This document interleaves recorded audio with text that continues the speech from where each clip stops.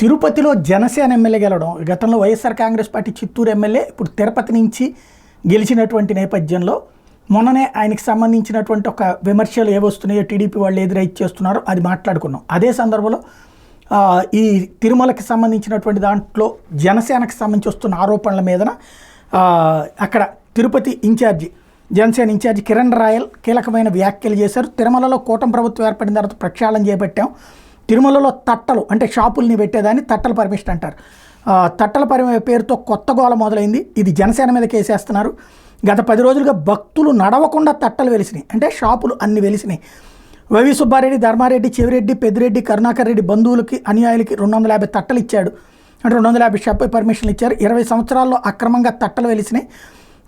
తిరుమలలో భక్తులకి సేవలు అందించాలి, లైసెన్స్ లేని తట్టల్ని తొలగించాలి అంటూ డిమాండ్ చేశారు. జనసేన కూటమి ఎవరికి తట్టలకు అనుమతి ఇవ్వలేదు మేము వచ్చాక, దీని మీద విజిలెన్స్ విచారణ చేపట్టాలని డిమాండ్ చేశారు. తిరుపతి ఎమ్మెల్యే మీద కూడా దీని మీద అనవసరంగా కొందరు రాద్ధాంతం చేస్తున్నారు అన్నటువంటి విమర్శ చేశారు.